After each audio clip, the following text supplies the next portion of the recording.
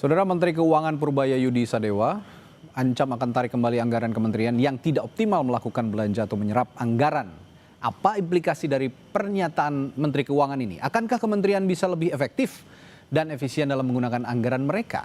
Kita ulas bersama Wakil Ketua Komisi 11 DPR RI Muhammad Hekal dan Direktur Eksekutif Selyos Bima Yudhistira. Selamat malam Mas Bima. Selamat malam. Pak Hekal, selamat malam. Selamat malam. Baik, Pak Hekal, saya ke Pak Hekal dulu nih. Sampai Menkeu baru mengeluarkan ancaman, sebenarnya bagaimana penyerapan anggaran di kementerian kalau menurut pengamatannya Komisi 11 nih? Saya rasa itu sebetulnya bukan ancaman ya, itu lebih ke memang beliau mau mengoptimalkan uang yang ada di dalam pemerintahan. Nah itu kan kita udah dengar dari awal beliau semenjak jadi menteri ini kepengen melihat perputaran uang ini berjalan di dalam perekonomian lebih cepat supaya bisa menggairahkan semua roda dan mesin-mesin ekonomi yang bisa digerakin gitu kan. Ya. Jadi saya rasa kan kita udah lihat beliau belum apa-apa langsung mindahin duit 200 triliun sekarang duit yang ngangguran atau belum kepake oleh kementerian dan kira-kira tidak akan kepake, ya sudah kita pakai buat program-program yang masih bisa, yang masih sempat dalam waktu 2-3 bulan terakhir tahun ini gitu kan. Jadi saya rasa sih sebetulnya ini juga pecutan juga buat kementerian yang mungkin masih belum selesai atau belum bisa menggunakan anggarannya ya. Sah-sah aja, saya rasa ini malah bagus gitu kan. Ini jadi pecutan buat teman-teman di KL untuk segera menuntaskan programnya kalau yang belum selesai. Karena memang mempercepat penyerapan anggaran bagian juga dari kita menstimulasi perekonomian yang sedang lesu ini. Ya, Pak Hekal, ini kan tahun anggaran sebenarnya sudah mau selesai ya. Kalau boleh dihitung bulan ya sekitar 3 bulanan lagi lah ya, 3 bulan lagi menuju akhir tahun 2025. Berdasarkan koordinasi atau komunikasi Komisi 11 secara periodik dengan berbagai kementerian, sebenarnya berapa banyak anggaran yang belum diserap kementerian tahun ini? Ada nggak datanya? Ada sih, tapi itu variatif. Ini saya lihat ada dari yang baru penyerapannya masih di bawah 50%, tapi ada juga yang sudah di atas 70% gitu kan. Itu sangat variatif dan itu kan juga banyak tergantung juga dengan program ataupun dengan tipe pengadaan yang mereka lakukan. Kalau yang banyak pengadaannya sifatnya proyek-proyek yang perlu tender, nanti penyelesaiannya itu ada termin-terminnya, itu banyak juga yang selesainya nanti menjelang akhir tahun gitu kan. Nah kalau yang sifatnya belanja barang lebih banyak atau kegiatannya lebih banyak kegiatan-kegiatan, nah itu mungkin dia lebih normal lah pengeluarannya itu lebih rutin gitu kan. Nah, jadi macam-macam itu tergantung kegiatan lah. Tapi masih ada ya, artinya masih ada yang sangat tinggi juga yang belum terserap, 50-70% itu untuk menjelang akhir tahun menurut saya sangat tinggi sekali. Saya ke Mas Bima kalau gitu. Ini ya nggak heran juga Menteri Menkeu Purbaya ini juga mengeluarkan ya kalimat kalau kata Pak Hekal bukan ancaman tapi nadanya seperti ancaman sepertinya. 50% bahkan tadi kata Pak Hekal ada yang 70% belum terserap, ini 3 bulan lagi efektif tahun anggaran akan selesai gitu kira-kira. Ini kira-kira apa? Fenomena apa yang terjadi? Apakah ini sudah menjadi modus tahunan dari berbagai kementerian dan apa tujuannya sebenarnya kok nggak buru-buru diserap gitu anggaran? Iya, sebenarnya tanpa Pak Purbaya bilang kalau tidak terserap dengan baik itu akan ditarik anggarannya, ya memang kuartal keempat akhir tahun itu biasanya realisasi anggarannya memang didorong. Nah, tapi yang menjadi problem itu adalah pada awal 2025 setting di kementerian lembaga itu adalah penghematan, blocking anggaran. Kalau nggak salah ada 300 triliun lebih yang akan dihemat. Jadi kalau sisa 3 bulan efektif langsung digenjot, ini kan juga nggak semua kementerian itu siap. Kalaupun digenjot, yang menjadi pertanyaan diserap secara cepat, apa yang paling cepat? Belanja pegawai, honorarium. Ini masuk belanja yang sifatnya kan konsumtif. Tapi kalau untuk pos belanja modal, ada tendernya, ada proses cari vendornya. Ini lebih baik Pak Purbaya untuk yang kementerian teknis, butuh tender dan lain-lain nggak bisa dipercepat. Karena nanti kualitas dari penyalurannya bermasalah. Korupsi di situ bisa jadi salah satu resiko. Lebih baik fokusnya di 2026 untuk yang memang belanja yang sifatnya belanja modal. Tapi kalau kuncinya memang harus menyerap anggaran lebih cepat, memang betul itu mendorong ekonomi untuk belanja pemerintah. Nah, satu lagi itu adalah masalah dari menteri-menteri teknisnya. Problemnya adalah di menteri ekonomi sendiri, nggak usah bicara menteri lainnya. Menteri tim ekonomi itu banyak diisi ketum parpol atau ex mantan kekuatan politik ketum lah ya. parpol. Iya. Kekuatan politik. Jadi kuncinya dari Pak Purbaya ini backupnya harus kuat untuk bisa bilang ke ketum parpol sekaligus juga Menko ataupun Menteri Teknis itu untuk cepet dong anggarannya disalurkan, diserap ya. Dan itu ada dukungan politik harusnya di belakang Pak Purbaya mempercepat itu kalau dia mau. Oke. Ngomong-ngomong soal kekuatan politik, kita juga malam hari ini ada Pak Hekal yang juga orang politik, Pak Hekal. Pak Hekal, kalau Pak Purbaya bicara seperti itu, seberani itu, tadi disinggung oleh Mas Bima, bahwa di kementerian-kementerian teknis juga diisi oleh petinggi-petinggi partai politik, bahkan ada yang menjadi ketua umum partai politik. Nah, sejauh ini ada nggak kendala untuk merealisasikan apa yang diinisiasi oleh Pak Purbaya ini tanpa ada hadangan politik, menurut Pak Hekal? Saya lihat beliau itu kan selalu koordinasinya langsung dengan presiden dan itu secara hierarki juga sekarang kan beliau itu langsung lapornya ke presiden. Kalau yang dulu itu memang diposisikan di bawah Menteri Perekonomian, Menko Perekonomian, maaf. Sekarang kan memang langsung lapornya ke presiden. Jadi sebetulnya beliau sudah punya dukungan politik yang paling kuat, gitu kan. Pak Presiden ini adalah ketum parpol juga dan juga ketua koalisi terbesar hari ini yang praktis hampir semua partai kecuali satu ada di dalam koalisi itu, dan yang satu pun itu di luar tapi juga tidak menjadi oposisi tapi menjadi penyeimbang gitu kan. Jadi rasanya sih beliau punya dukungan yang cukup kuat dan saya belum lihat juga ada gerakan atau apa-apa untuk menghadang beliau. Nah memang tadi yang disampaikan Pak Bima benar juga, tapi kan saya ada kasih bisa juga opsi tambahan. Kalau kita sekarang lihat beliau waktu misalnya menaruh 200 triliun itu kan juga sekarang dibarengin dengan paket yang stimulus 845. Paket stimulus itu kan saya lihat juga akan menelan biaya kurang lebih 16 triliun. Nah kalau memang dana-dana yang akhirnya nggak kepake itu kan sebenarnya masuk ke Silpa. Itu kan bisa juga kalau kita mau habiskan bisa masuk ke dalam berbagai paket stimulus yang nggak perlu tender atau nggak perlu dibelanjakan, kan bisa misalnya dalam DTP atau pajak yang ditanggung pemerintah ataupun hal-hal yang seperti itu kan relatif cepat penyerapannya. Misalnya kita mau nanggung pembayaran listriknya kalangan tertentu atau kita mau nambahin misalnya subsidi terhadap komoditi tertentu, itu bisa juga dilakukan. Nah satu hal lagi tadi yang disinggung oleh Mas Bima juga, dengan adanya statementnya Pak Purbaya ini, kalau Pak Hekal tidak mau menyimpulkan ini sebagai sebuah ancaman, anggaplah ini sebuah warning gitu ya dari seorang Menteri Keuangan. Apakah dengan adanya warning ini kinerja penyerapan anggaran kementerian akan lebih baik, atau jangan-jangan justru tadi yang seperti Mas Bima bilang belanjanya asal-asalan demi agar tidak kehilangan dana aja katanya? Pak Hekal.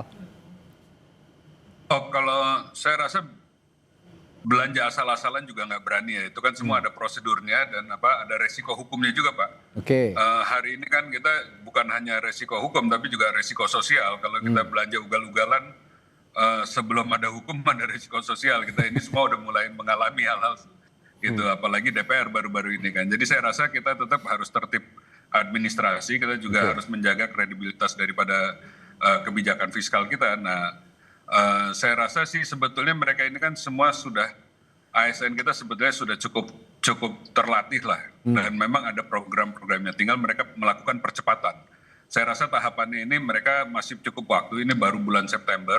Kalau untuk percepatan menyelesaikan program-programnya mereka, saya rasa ini kan belum sampai ke tahap injury time. Kalau ini udah misalnya bulan Oktober November, ini mungkin bicaranya injury time. Nah ini kan sebetulnya masih ada cukup waktu lah untuk mereka menyelesaikan. Bahkan saya dengar masih ada yang baru mau mulai tender pun masih keburu untuk proyek-proyek 2-3 bulan masih bisa. Pak Purbaya juga bilang, Menkeu kita ini yang baru, kalau nggak diserap saya ambil lagi anggarannya gitu ya. Apa implikasinya sebenarnya dan potensinya terhadap pertumbuhan ekonomi yang ada di Indonesia yang justru dikatakan oleh Pak Purbaya bisa tumbuh dengan cepat gitu. Saya akan tanyakan hal itu nanti Mas Bima, tapi jangan dijawab dulu. Setelah jeda di Sapa Indonesia Malam, kami segera kembali.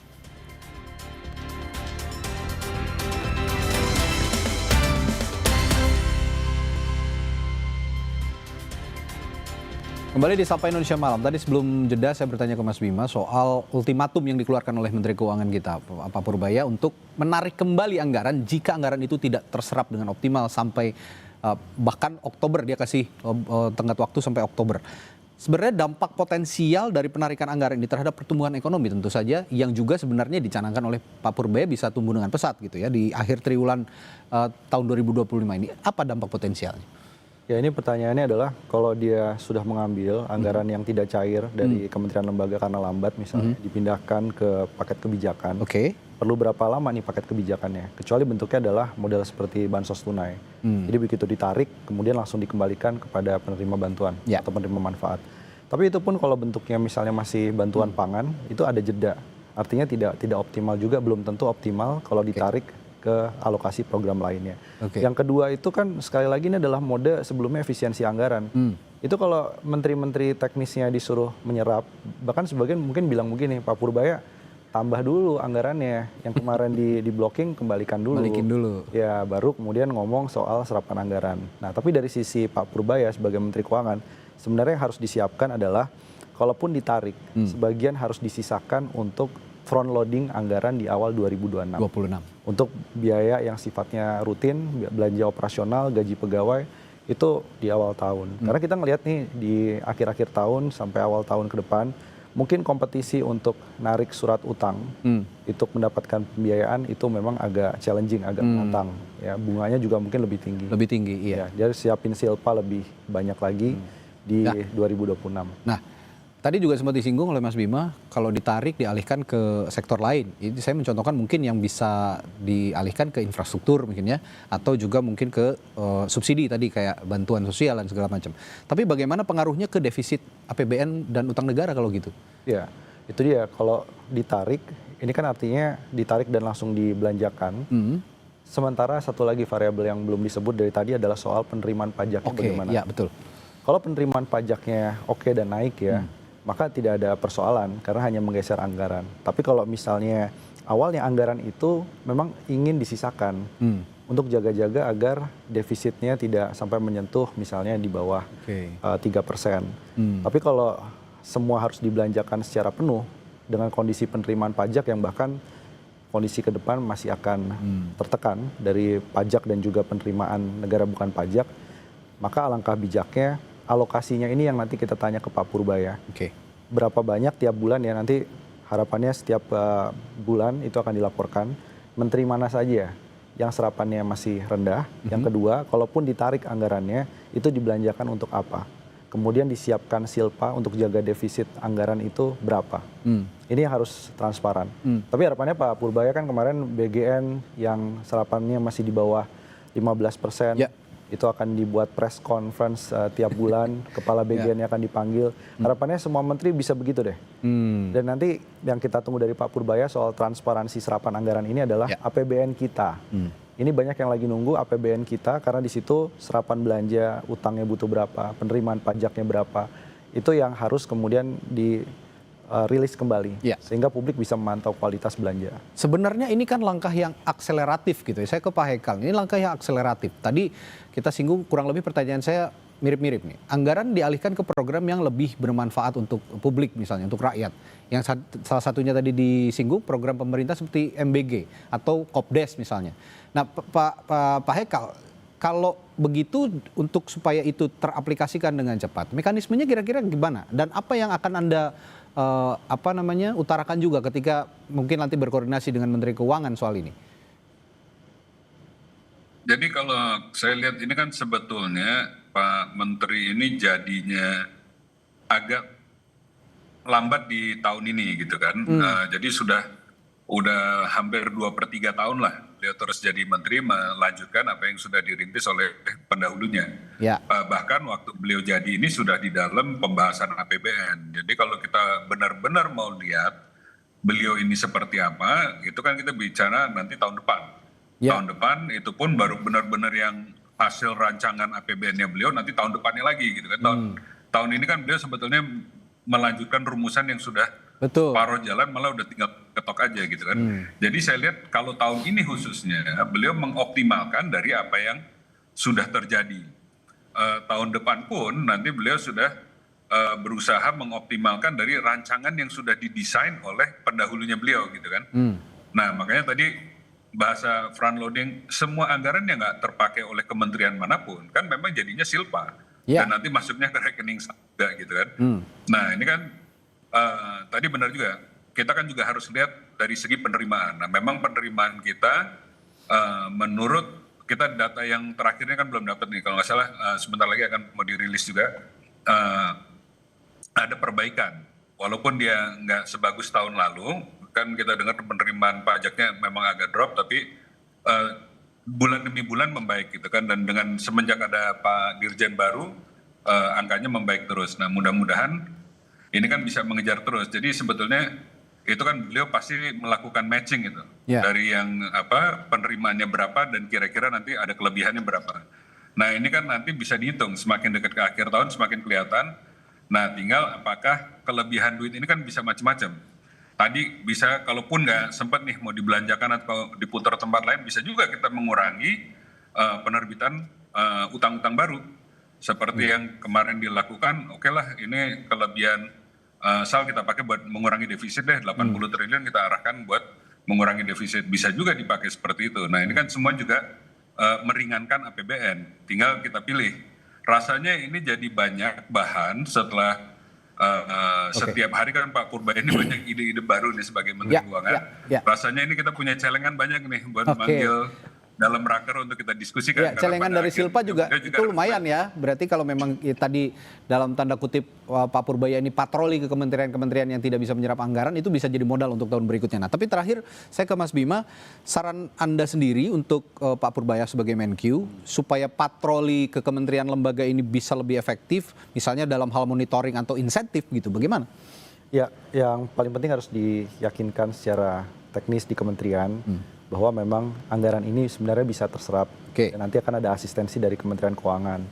Tapi juga harus meyakinkan menteri-menteri tadi, oke Pak, mohon maaf anggarannya kita geser dulu untuk program-program yang mungkin dibutuhkan oleh masyarakat. Tapi kalau programnya sama aja pencairannya lambat, seperti makan bergizi gratis yang sekarang 71 triliun alokasinya baru terserap kecil. Nah itu menteri yang akan dipatroli itu juga akan bilang kan, ya kalau gitu mendingan nunggu ini cair aja, nggak usah diutak-atik dulu. Nah tapi pemerintah daerah juga, ini juga harus menjadi salah satu concern dari Pak Purbaya. Ini sudah penting juga bahwa serapan pemerintah daerah itu perlu dipatroli juga. Kepala daerah perlu diajak bicara, tapi juga efisiensi anggaran. Paling tidak untuk tahun ini dan tahun depan, itu harus dievaluasi.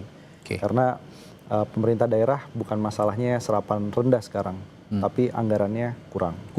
Itu dia. Kemarin juga banyak yang berteriak pemerintah daerah untuk menambah anggaran.